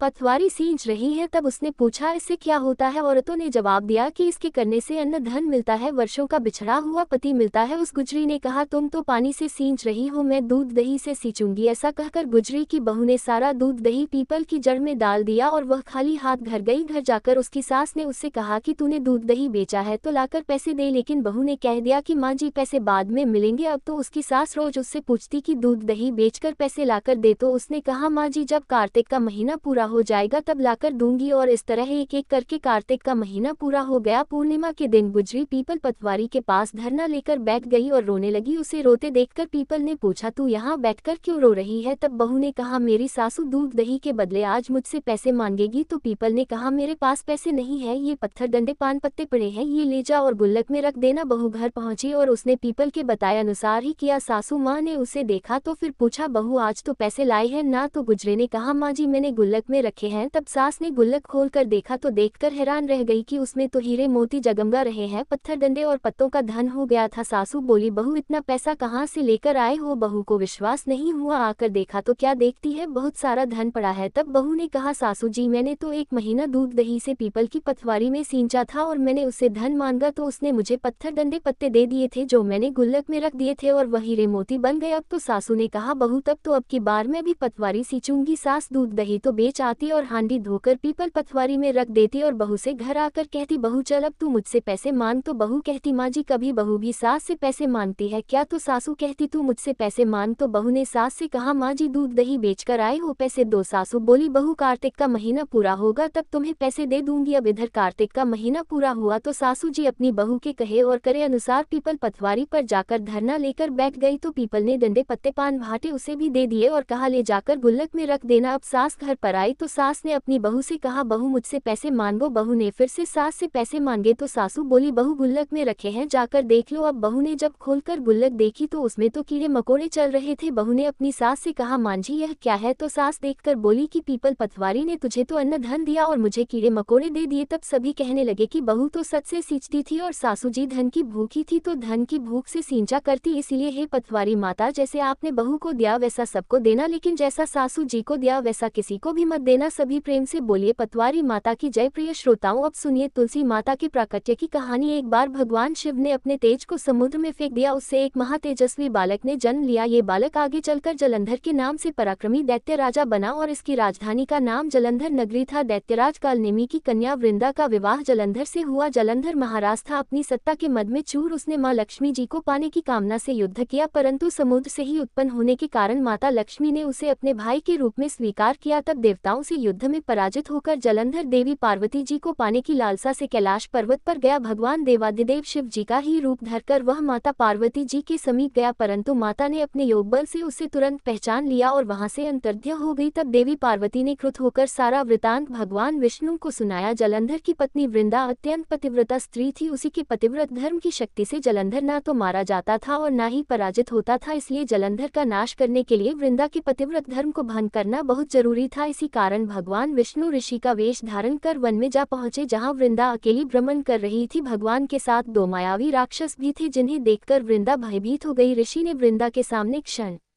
भर में दोनों को भस्म कर दिया। उनकी शक्ति देखकर वृंदा ने कैलाश पर्वत पर महादेव के साथ युद्ध कर रहे अपने पति जलंधर के विषय में पूछा। तब ऋषि बने भगवान विष्णु ने अपनी माया से 2 वानर प्रकट किए। एक वानर के हाथ में जलंधर का सिर था तथा दूसरे के हाथ में धड़। अपने पति की ये दुर्दशा देखकर वृंदा मूर्छित होकर गिर पड़ी। होश में आने पर उन्होंने ऋषि रूपी भगवान से विनती की कि वह उसके पति को जीवित करे। तब भगवान ने अपनी माया से पुनः जलंधर का सिर धड़ से जोड़ दिया, परंतु स्वयं भी वह उसी शरीर में प्रवेश कर गई। वृंदा को इस छल का जरा भी आभास नहीं हुआ और जलंधर बने भगवान के साथ वृंदा पतिव्रता का व्यवहार करने लगी, जिससे उसका सित्व भंग हो गया और सित्व भंग होते ही उधर कैलाश पर्वत पर महादेव के साथ युद्ध कर रहे जलंधर का वध हो गया। भगवान शिव ने जलंधर का वध कर दिया और इस सारी लीला का जब वृंदा को पता चला तो उसने क्रुद्ध होकर भगवान विष्णु को शिला होने का श्राप दे डाला और स्वयं सती हो गई। जहाँ वृंदा भस्म हुई वहाँ राख पर तुलसी का पौधा उग गया। तब भगवान विष्णु ने वृंदा से कहा, हे वृंदा, तुम अपने सित्व के कारण मुझे लक्ष्मी से भी अधिक प्रिय हो गई हो। अब तुम तुलसी के रूप में सदा मेरे साथ रहोगी। जो मनुष्य मेरे शालिग्राम रूप के साथ तुलसी जी का विवाह करेगा उसे इस लोक और परलोक में विपुल यश प्राप्त होगा। जिस घर में तुलसी होती है वहाँ यम के दूत भी असमय नहीं जा सकते। गंगा और नर्मदा जी के जल में स्नान तथा तुलसी जी का पूजन बराबर माना जाता है। चाहे मनुष्य कितना भी पापी क्यों ना हो, मृत्यु के समय जिसके प्राण मंजरी रहित तुलसी और गंगाजल मुख में रखकर निकल जाते हैं वह पापों से मुक्त होकर बैकुंठ धाम को प्राप्त होता है। जो मनुष्य तुलसी और आंवला की छाया में अपने पितरों का श्राद्ध करता है उसके पितर भी मोक्ष को प्राप्त हो जाते हैं और अधोगति से मुक्ति हो जाती है। सभी प्रेम से बोलिए पतित पावनी तुलसी मैया की जय। कार्तिक मास में सुनी जाने वाली लपसी और तपसी की कहानी। एक बार की बात है, एक लपसी था और एक तपसी था। तपसी तो भगवान की तपस्या करता था और लपसी सवा शेर की लापसी बनाकर उसका भोग लगाकर जीव लेता था। एक दिन वे दोनों आपस में झगड़ा करने लगे। लपसा बोला मैं बड़ा हूँ, तप्स बोला मैं बड़ा हूँ। इतने में ही देवर्षि नारद वहां आए और बोले तुम दोनों क्यों झगड़ा कर रहे हो? लपसा ने बताया कि हे देवर्षि मैं बड़ा हूँ और तप्स ने कहा मैं बड़ा हूँ। तप्स बोला, मैं सारा दिन भगवान की पूजा करता हूँ, इसलिए मैं बड़ा हुआ। ये सुनकर नारद जी ने कहा कि मैं तुम्हारा फैसला कल कर दूंगा। कार्तिक मास चल रहा था। दूसरे दिन लप्सी और तप्स नहाकर आए तो नारद जी ने 1.25 करोड़ की अंगूठी उनके आगे फेंक दी। लप्सा का ध्यान उस अंगूठी पर नहीं गया। तप्स तपस्या करने बैठा तो उसे जमीन पर पड़ी हुई अंगूठी दिखाई पड़ी और उसने अपने घुटने के नीचे छुपा लिया और तपस्या करने लगा। उधर लप्सी लापसी बनाकर उसका भोग भगवान को लगाकर जिम में बैठ गया। इतने में ही देवर्षि नारद वहां प्रकट हुए। उन्हें देखकर दोनों ने उन्हें प्रणाम किया और फिर दोनों ने एक साथ पूछा, बताए देवर्षि, हम दोनों में से कौन बड़ा है? फिर तप्स ने एक बार फिर कहा कि मैं बड़ा हूँ। लप्सा हाथ जोड़कर खड़ा रहा। तब देवर्षि ने कहा कि मैं अभी इस बात का निर्णय किए देता हूँ। फिर देवर्षि ने तप्स को इशारा किया और कहा कि तुम जरा अपना घुटना तो उठाओ। तब तप्सी के एक घुटने के नीचे 1.25 करोड़ की अंगूठी निकली, जिसे देखकर नारद जी बोले, यह अंगूठी तूने चुराई है, तुझे तेरी तपस्या का फल नहीं मिलेगा। तब तप्सी बोला, हे नारद जी, मेरी तपस्या का दोष कैसे दूर होगा? नारद जी ने कहा, रोटी बनाकर बाटियां नहीं बनाया तो फल तुझे मिलेगा, ब्राह्मण जमाकर दक्षिणा नहीं दी तो फल तुझे मिलेगा, साड़ी देकर ब्लाउज नहीं दिया तो फल तुझे मिलेगा, और जो दिए से दिया जलाए उसका फल तुझे मिलेगा। सब व्रत त्योहारों की कहानी सुनने के बाद जो तेरी कहानी ना सुने उसका फल तुझे मिलेगा। तब से लप्सी तप्सी की कहानी सुनी और सुनाई जाती है। कहानी सुनने के बाद कहा जाता है, लप्सी को फल लप्सी ना हो, तप्सी को फल तप्सी ना हो, महा की कहानी कथा को फल महाने हो। ये थी लप्सी और तप्सी की कहानी। सभी प्रेम से बोलिए कार्तिक के ठाकुर राय दामोदर जी की जय। अब सुनिए कार्तिक मास की नगर बसेरे की जाट और भाट की कहानी। किसी गांव में एक भाट और एक जाट रहता था। दोनों आपस में घनिष्ठ मित्र थे। एक बार जाट अपनी बहन के घर जाने को तैयार हुआ तो भाट भी अपनी ससुराल जाने को तैयार हुआ। दोनों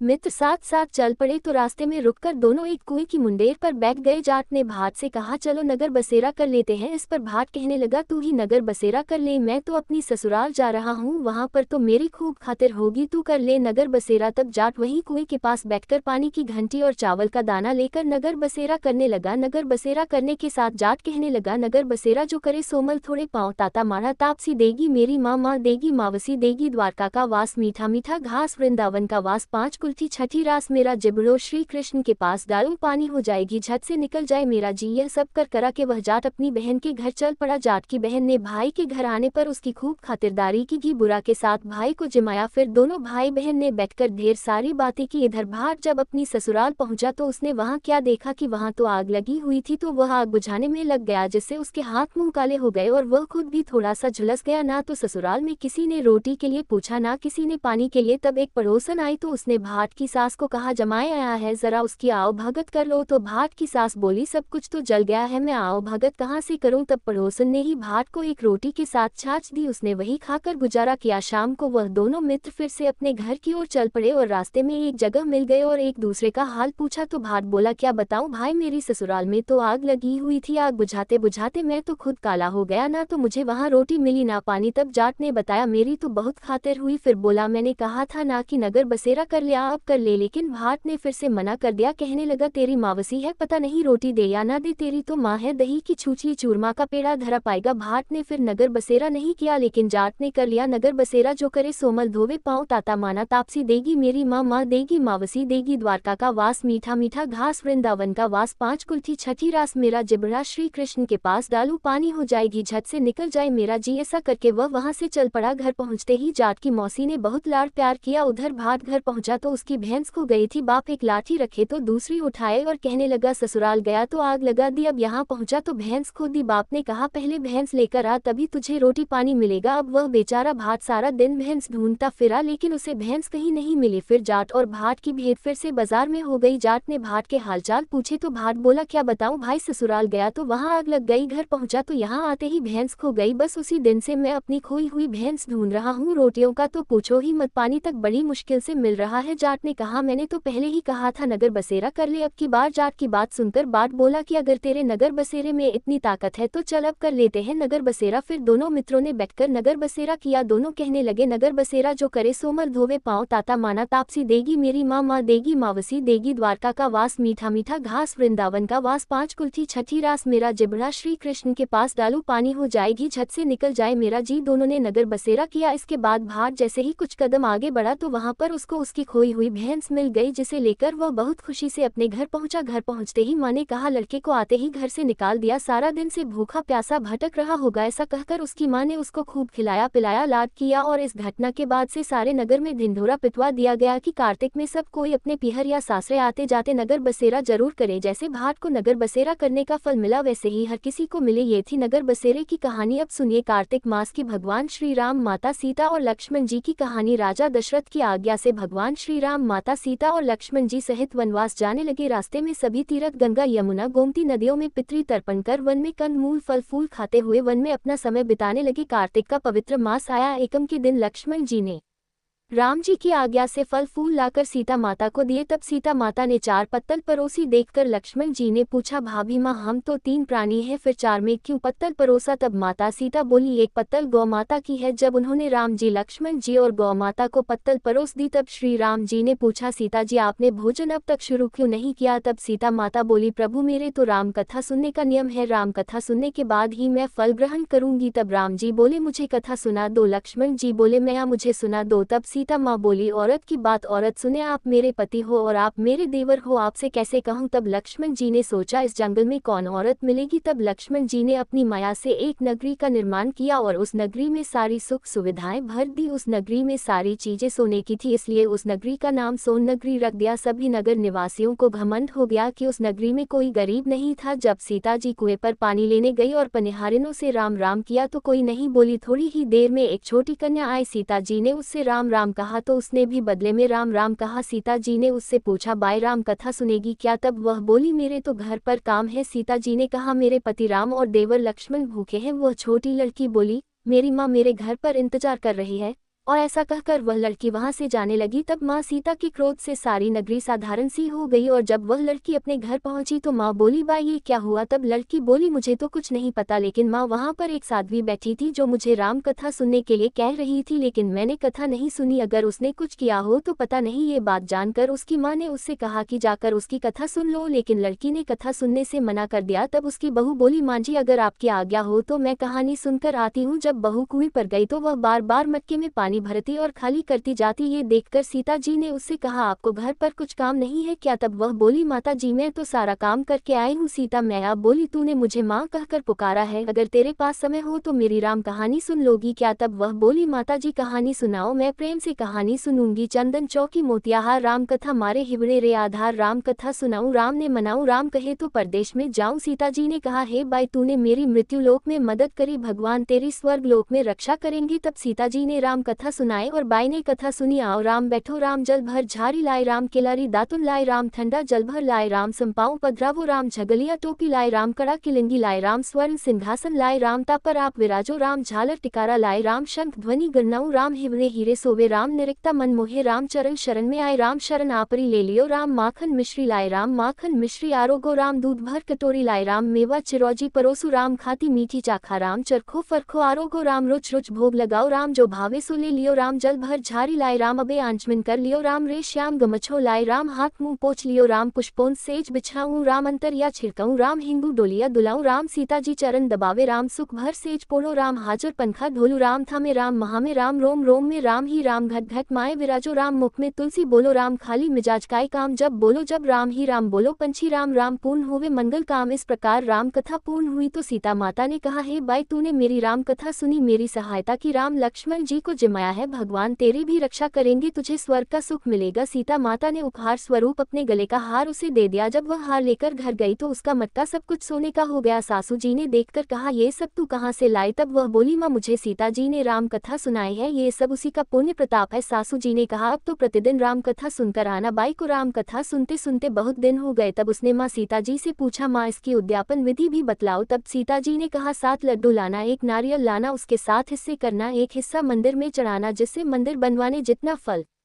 मिलेगा, 1 भाग सरोवर के किनारे गाड़ देना जिससे सरोवर खुदवाने जितना फल मिलेगा, 1 भाग भगवत गीता पर चढ़ाना जिससे भगवत गीता पाठ करवाने जितना फल होगा, 1 भाग तुलसी माता पर चढ़ाना जिससे तुलसी विवाह जितना फल होगा, 1 भाग कुंवारी कन्या को देना जिससे कन्या विवाह जितना फल होगा, 1 भाग सूरज भगवान को चढ़ाना जिससे 33 कोटि देवी देवता को भोग लगाने जितना फल होगा। अब तो बहू ने विधि पूर्वक उद्यापन भी कर दिया। फिर वह सीता माता के पास आए और बोली माता मैंने तो विधि पूर्वक उद्यापन कर दिया। सीता माता बोली अब 7 दिन बाद बैकुंठ से विमान आएगा। 7 दिन पूरे हुए विमान आ गया तो बहू ने कहा सासू जी स्वर्ग से विमान आया है। तब सासू जी ने कहा बहू तेरे ससुर जी को और मुझे भी साथ ले चल, तेरे माता पिता को ले चल, सारे कुटुंब परिवार को ले चल, अड़ोसी पड़ोसी को भी ले चल। बहू ने सबको विमान पर बिठा लिया पर विमान खाली था। थोड़ी ही देर में उसके नंद आए और देखते ही देखते विमान भर गया। तब बहू ने कहा माँ सीता नंद बायसा को भी बिठा लो, पर माँ सीता ने कहा इसने कभी कोई धर्म पुण्य नहीं किया। तब बहू ने कहा बायसा आप पहले कार्तिक मास में राम लक्ष्मण की कथा सुनना, उसके बाद आपके लिए भी बैकुंठ से विमान आएगा। गांव के सारे लोग इकट्ठा हो गए और पूछने लगे बाई तूने ऐसा कौन सा पुण्य धर्म किया, क्या भगवत गीता के पाठ किए, हमें भी बताओ। तब बाई ने कहा मैंने तो माता सीता से प्रतिदिन राम कथा सुनी और नियम से उद्यापन किया। तब समस्त ग्रामीण भी राम कथा सुनने की जिद करने लगे। तब बाई राम कथा कहने लगी और सभी नर नारी सुनने लगे। राम कथा समाप्त होते ही समस्त नगरी सोने की हो गई। बाई ने कहा जो कोई राम कथा सुनेगा उसको मेरे ही समान फल मिलेगा। तब सभी राम लक्ष्मण जी की और सीता जी की जय जयकार करने लगे और विमान देखते ही देखते स्वर्ग लोक को चला गया। 7 स्वर्ग के दरवाजे खुल गए। पहले द्वार पर नाग देवता समस्त देवी देवता पुष्प वर्षा करने लगे। देवताओं ने पूछा कि तूने क्या पुण्य किया। तब उसने कहा मैंने तो राम लक्ष्मण और जानकी जी की कहानी सुनी। तब समस्त देवताओं ने कहा तो वर मांगो। तब उसने कहा मेरे तो सब सिद्धियां हैं, मुझे तो यह वर दे दो कि जो भी श्रद्धा और भक्ति से राम कथा राम लक्ष्मण और जानकी जी की कहानी सुनेगा उसको मेरे ही समान फल मिले। तब सभी देवताओं ने पुष्प वर्षा करते हुए तथास्तु कहा और चारों ओर राम राम की जय जयकार होने लगी। सभी प्रेम से बोलिए श्री राम जानकी जी की जय, भाई लक्ष्मण जी की जय। अब सुनिए पतवारी माता की कहानी। एक बार पतवारी माता पाल और विनायक जी में विवाद हो गया। सभी आपस में स्वयं को एक दूसरे से बड़ा बताने लगे। इतने में ही ब्राह्मण का एक लड़का वहां आया। पाल पतवारी और विनायक जी ने उसे रोका और कहा लड़के रुक जा और हमारा न्याय तो कर। लड़का बोला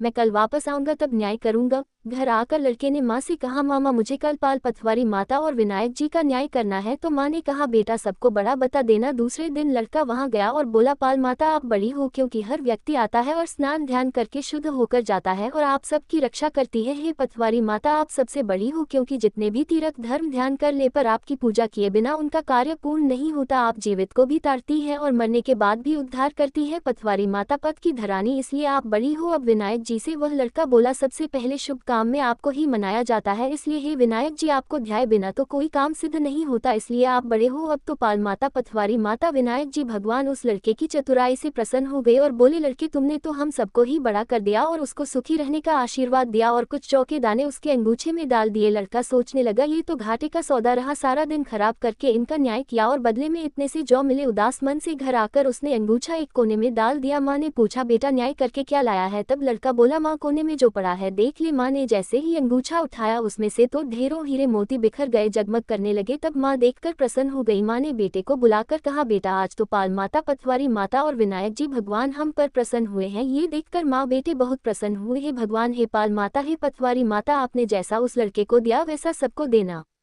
कहानी कहने सुनने और हुंकारा भरने वाले को सुख समृद्धि और धन धान्य देना। धरती माता की कहानी। एक बार की बात है, एक बूढ़ी माई थी। वह धर्म और पुण्य अधिक करती थी। वह बूढ़ी माई इतना अधिक दान पुण्य और धार्मिक कार्य करती थी कि उसके धर्म पुण्य करने के कारण उसका घर सारा खाली हो गया। उसके घर में खाने को एक दाना तक नहीं रहा, यहाँ तक कि उसने जरूरतमंद लोगों को अपने घर की सारी आवश्यक वस्तुएं भी दान में दे दी। इसी तरह एक दिन उसके अत्यधिक धार्मिक पुण्य कार्य करने के कारण धर्मराज जी का सिंहासन डोलने लगा। तब धर्मराज जी कहने लगे ऐसा कौन दानी हो गया जिसने धर्म पुण्य करके मेरे सिंहासन तक को हिला दिया। इसके बाद धर्मराज जी कहने लगे अगर ये दानी इसी प्रकार दान पुण्य करता रहेगा तब तो यह मेरे सिंहासन को ही छीन लेगा। उन्होंने अपने दूत से कहा कि तुम जाकर इस दानी का पता लगाओ और फिर धर्मराज जी ने इस कार्य के लिए यमराज जी को भेज दिया। यमराज जी ने दानी का पता लगाते हुए धरती पर आकर एक कोढ़ी व्यक्ति का रूप धारण कर लिया। फिर वह कोढ़ी रूप धारण करके उसी गाँव में आ गए जहाँ वह बूढ़ी माई रहा करती थी। अब वह कोढ़ी सारे दिन गाँव में कपड़ा मांगते हुए घूमता रहा, लेकिन किसी ने भी उसे तन ढकने के लिए कपड़ा नहीं दिया। सर्दियों का समय था, कड़ाके की ठंड पड़ रही थी और वह कोढ़ी फटे पुराने भेष में घूमते हुए सभी लोगों के घर के सामने से गुजरते हुए आवाज लगाता जा रहा था, कोई मुझे कपड़ा दे दो, कोई मुझे कपड़ा दे दो, तन ढकने के लिए मुझे कोई कपड़ा दे दो। लेकिन किसी ने भी उसकी इस आवाज की, उसकी बात की, उसकी बुरी दशा की परवाह ही नहीं की। सारा दिन वह कोढ़ी गाँव भर में ऐसा ही कहता हुआ घूमता रहा। अब रात का समय हो चला था, चारों ओर घना कोहरा छाया हुआ था और वह कोढ़ी इसी प्रकार सभी के दरवाजे पर जाकर आवाज लगाता रहा। अब रात का समय हुआ तो वह उसी बुढ़िया माई के घर के आगे खड़ा हो गया और उसने आवाज लगाई। बुढ़िया माई को कोड़ी की आवाज सुनाई पड़ी तो वह अपनी बहू से कहने लगी कि बहू जल्दी उठो और जाकर देखो कि बाहर कौन है, मुझे तो ये किसी मंगते भिखारी की आवाज लगती है, शायद उसे सर्दी लग रही होगी, तुम बाहर जाकर देखो तो जरा और उससे पूछो कि उसे क्या चाहिए। तब बहू अपनी सास की बात सुनकर कहने लगी, माँ जी अपने द्वार पर तो कोई ना कोई आता ही रहता है मांगने के लिए, आप ना तो दिन में चैन लेती है और ना ही हमें रात में सोने देती है। देखिए माँ जी रात के 12 बजे बज गए हैं और इस समय मैं तो बाहर नहीं जाऊंगी, आपको खुद तो नींद आती नहीं है और आप हमें भी नहीं सोने देती। इस तरह कहकर 3 बड़ी बहुओं ने बाहर जाकर देखने के लिए मना कर दिया। अब चौथे नंबर की बहू कहने लगी, माँ आप चिंता मत कीजिए, मैं जाकर देखती हूँ दरवाजे पर बाहर कौन है। और फिर छोटी बहू ने आकर बाहर देखा कि दरवाजे पर तो एक कोढ़ी बैठा हुआ है। उसने कोढ़ी से पूछा कि बाबा आपको क्या चाहिए। तब वह कोढ़ी रूप धारण किए हुए यमराज जी कहने लगे, मैं कोढ़ी हूँ, मुझे बहुत सर्दी लग रही है, कृपया आप मुझे ओढ़ने के लिए कोई वस्त्र दे दीजिए। और फिर वह बहू उनकी बात सुनकर घर के भीतर चली गई। जाकर उसने अपनी सास से सारी बात बताई। बहू की सारी बात सुनकर बूढ़ी माई कहने लगी, बहू तेरे पिताजी के ऊपर जो कंबल है वही कंबल ले जाकर उस कोढ़ी को दे दो। ये बात सुनते ही बहू कहने लगी, नहीं माँ जी अगर मैंने ऐसा किया तो पिताजी ठंड से मर जाएंगे। बूढ़ी माई ने फिर से बहू से कहा, अच्छा ठीक है, फिर मेरे ऊपर जो गुदड़ी है ये तुम अपने पिताजी पर डाल दो और उनका कंबल उतार कर उस जरूरतमंद भिखारी को दे दो। हम तो फिर भी घर के भीतर हैं, दरवाजा बंद करके बैठे हैं, लेकिन उस बेचारे के पास तो कुछ भी नहीं है, इस एक कंबल को ओढ़ने से उसका सर्दी से थोड़ा तो बचाव होगा। इसके बाद बहू अपनी सास की बात को मानते हुए कंबल लेकर गई और बाहर द्वार पर बैठे उस भिखारी कोढ़ी को दे दिया। वह भिखारी उस कंबल को लेकर उस द्वार से उठकर वहां से चल पड़ा। इसके बाद वह कोढ़ी भिखारी वेश बनाए हुए यमराज जी अपने वास्तविक रूप में आकर धर्मराज जी के पास आकर कहने लगे, महाराज ये लीजिए, ये कंबल गांव के बाहरी हिस्से में एक बूढ़ी माई रहती है और वह बहुत अधिक दान पुण्य करती है, उसके घर में तो एकमात्र यही कंबल बचा था और वह भी उसने मुझे दान में दे दिया, उसके घर में तो अब दान करने के लिए कुछ भी नहीं बचा। सब बात सुनकर धर्मराज जी कहने लगे कि अब तो वह बूढ़ी माई अवश्य ही मेरा सिंहासन ले लेगी। और फिर धर्मराज जी दूत से बोले कि तुम जाओ और उस बूढ़ी माई को यहाँ लेकर आओ। अब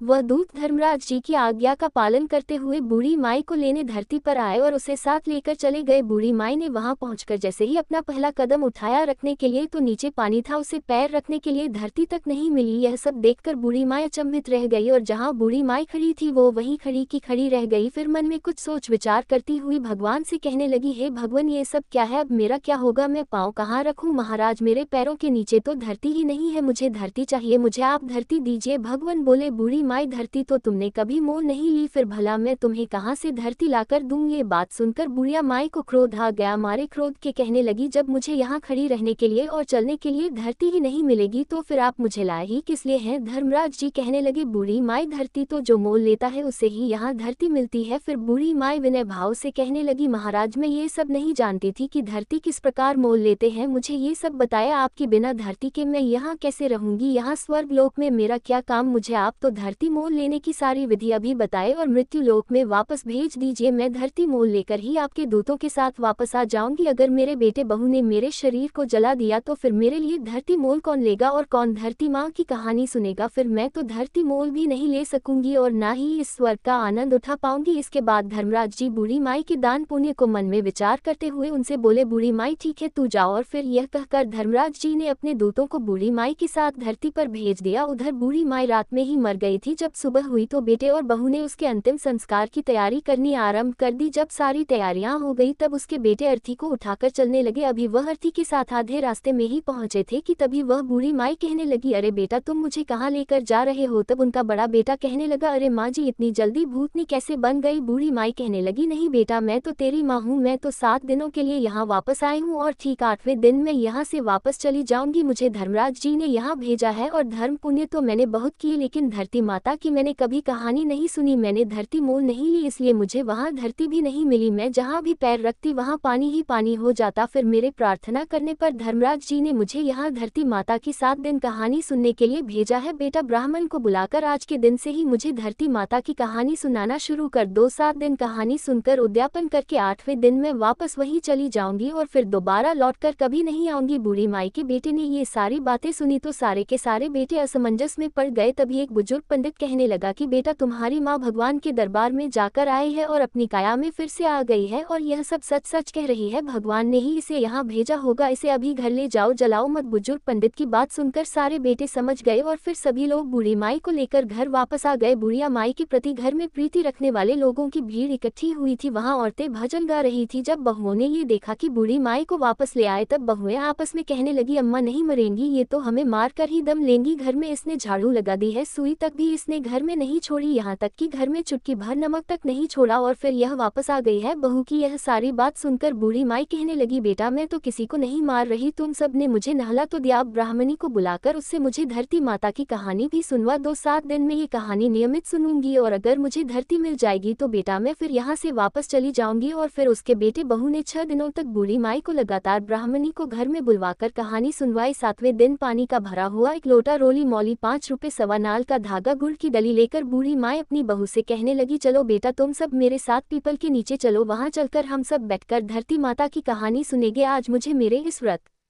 का उद्यापन करना है, तुम सब भी चलो, तुम सब भी इस कथा को सुनना जिससे तुम्हें ये सारी पीड़ा ना देखनी पड़े। और फिर वह बूढ़ी माई अपनी सभी बहुओं और ब्राह्मणी को लेकर पीपल के पेड़ के नीचे पहुंच गई। वहां बैठकर ब्राह्मणी ने धरती माता की कहानी कही और बुढ़िया माई और सभी लोगों ने कहानी सुनी। कहानी की हुंकार दिए। धरती माता की कहानी कहने के बाद सवा नाल का धागा, 5 रुपए और गुड़ की डली लेकर उस पीपल के पेड़ की जड़ में दबा दिया। फिर बूढ़ी माई हाथ जोड़कर बोली, लो धरती माँ इसे स्वीकार करो। धरती माता अब मैंने तुम्हें मोल ले लिया है, मेरे सभी पाप अब तुम समेट लो, अब मुझे आगे धरती मिलनी चाहिए, मुझे फिर यहाँ ना आना पड़े। इस प्रकार से बूढ़ी माई ने 7 दिनों तक धरती माता की कहानी सुनकर उद्यापन कर दिया। बूढ़ी माई की बहुओं ने एक दिन धरती माता की कहानी सुनकर उद्यापन कर दिया। इस तरह बूढ़ी माई ने धरती माता की कहानी कही, उसका व्रत किया और स्वयं उद्यापन भी किया और बहू से भी उद्यापन करवाया। फिर जब सभी घर में लौटे तो बूढ़ी माई अपनी बहू से कहने लगी, बेटा आज मेरा यहाँ आखिरी दिन है, आज तुम मुझे सभी प्रकार का भोजन करा दो, मैं चली जाऊंगी और फिर दोबारा लौट कर कभी नहीं आऊंगी। तब बहुएं उससे कहने लगी, माँ जी क्या खिलाएं और कहाँ से लाएं, घर में तो तुमने कुछ छोड़ा ही नहीं। तब बड़ी बहू उन सभी को कहने लगी, कोई बात नहीं, तुम इतना कड़वा मत बोलो, मैं कुछ ना कुछ प्रबंध कर लूंगी, मैं अभी पड़ोस में जाकर आती हूँ, माँ के करने के लायक भोजन तो मिल ही जाएगा। ऐसा बोलकर बड़ी बहू अपने अड़ोस पड़ोस के घरों में जाकर किसी से कुछ मांगती तो किसी से कुछ। इस प्रकार उसने अपनी सास के लिए सभी प्रकार का भोजन तैयार किया और फिर सास को जिमा दिया। तो बूढ़ी माँ अपने बेटे बहू से बोली कि बेटा तुम सब भी भोजन जीम लो और फिर सभी ने थोड़ा थोड़ा भोजन कर लिया। तब बूढ़ी माई उन सब से फिर से कहने लगी, बेटा मैं कल सुबह 4 बजे यहाँ से चली जाऊंगी और अब यहाँ कभी नहीं आऊंगी, आज यहाँ मेरा अंतिम दिन है, अब 12 बजे बज गए हैं, तुम सब भी जाकर सो जाओ। बेटों के मना करने के बाद भी उन सभी को बूढ़ी माई ने नींद लेने के लिए भेज दिया। सभी अपनी अपनी कमरों में जाकर सो गए। अब अपने निर्धारित समय पर भगवान का विमान आया और बूढ़ी माई को लेकर चला गया। आगे जाने पर वहाँ बूढ़ी माई को अब धरती मिल गई थी। अब बूढ़ी माई भगवान से कहने लगी, हे भगवान अब आप मेरी एक और इच्छा पूर्ण करो। तब भगवान कहने लगे, तुम्हारी अब कौन सी इच्छा पूरी करूं? तो वह बोली कि मेरे घर में मैं कुछ भी छोड़कर नहीं आई हूँ, मैंने तो सब कुछ दान में दे दिया, यहाँ तक कि मैंने गुड़ चाय नमक तक घर में नहीं छोड़ा। और अब मेरे मरने के बाद मेरे बेटा बहू मेरा विधि विधान कैसे पूरा करेंगे? जो मैंने अब तक दान धर्म किया उसे 4 गुना करके आप लौटा दीजिए। तब भगवान बोले, ठीक है, मैंने दिया, तेरा किया हुआ दान धर्म तेरे बेटे बहू को 4 गुना करके मैंने उन्हें सब कुछ लौटा दिया। बूढ़ी माई अब तेरे घर में हर चीज की मौज होगी। उधर बूढ़ी माई के घर में जब सुबह हुई तो छोटी बहू उठाकर सभी को कहने लगी, उठ जाओ, चाय पी लो, माँ जी को तो आपने रात में खूब भोजन कराया है, वो तो इतनी जल्दी उठेगी नहीं। ऐसा कहकर वह जेठानी के पास जाकर बोली कि जाकर संभालो अपनी सास को, तुम उनकी लाडली बहू हो ना, वो तो अकड़ के सोई है और अब उठती ही नहीं। तब बड़ी बहू उससे कहने लगी कि अकड़ के तो क्या सोई होंगी, उनके बताए अनुसार 7 दिन बीत चुके हैं, आज तो 8वां दिन है, सासू तो गई होंगी। और फिर छोटी बहू कहने लगी कि जाकर संभालो अपनी सास को। बड़ी बहू ने जल्दी जल्दी आकर सास को देखा और फिर वह दौड़ती हुई अपने पति के पास जाकर बोली, आप क्या चाय पी रहे हैं? माँ तो गई, माँ को संभाल लो, उन्हें आंगन में लाकर सुला दो। जब बूढ़ी माई को लाकर आंगन में सुला दिया गया तब सबसे छोटी बहू कहने लगी, मैंने सदा आप सबकी सुनी है, मैंने आपकी हर बात मानी है, आज आप सब मेरी बात सुनो। तब सभी कहने लगे, बताओ। तो वह कहने लगी कि इस लोटे में भरे हुए पानी से सासू माँ को छींटे लगा दो, नहलाई धुलाई तो पहले से ही है, अगर आप लोग रोए तो ये फिर वापस आ जाएंगी, इन्हें पानी का छींटा देकर उठाकर ले जाओ, तुम 4 भाई बहुत हो, 5वें की कोई जरूरत नहीं है, और उठाकर ले जाओ यहाँ से फटाफट और इनका अंतिम संस्कार करके आ जाओ जिससे इनकी गति हो जाए। तब सारे भाई आपस में बात करने लगे कि पहले भी हम लोगों को इकट्ठा करके शर्मिंदा हो चुके हैं, अब बिना देर किए इनका कहना मान लेते हैं। ऐसा विचार करके सभी भाइयों ने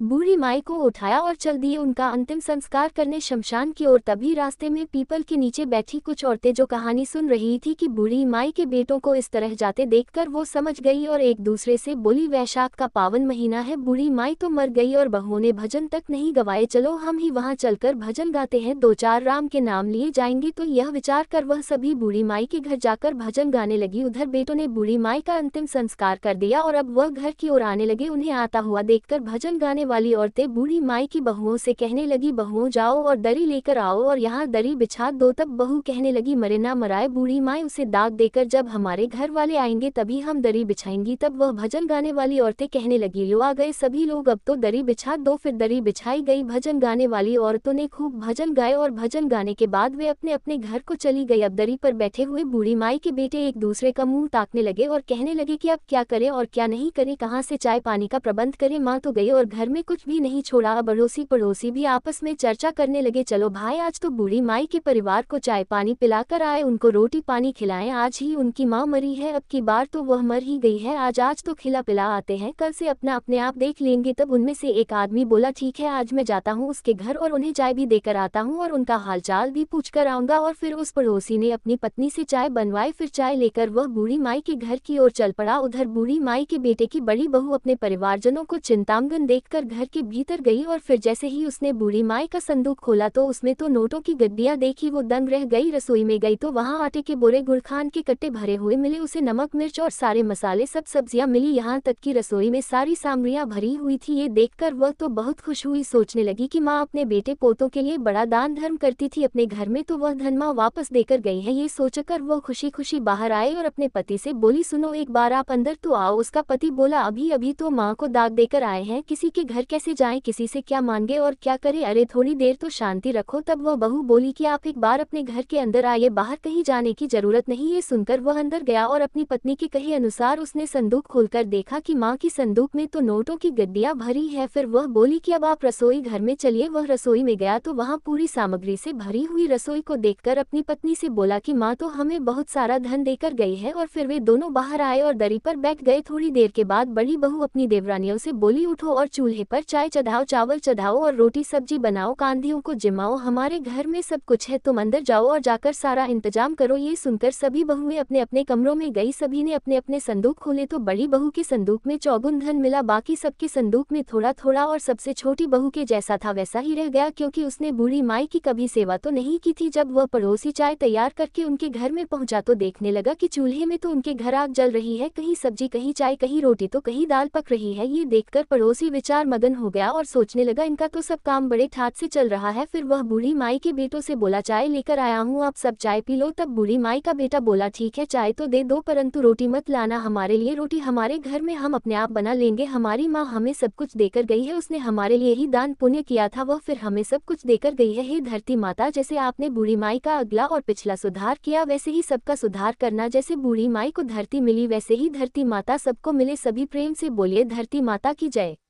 धन्यवाद।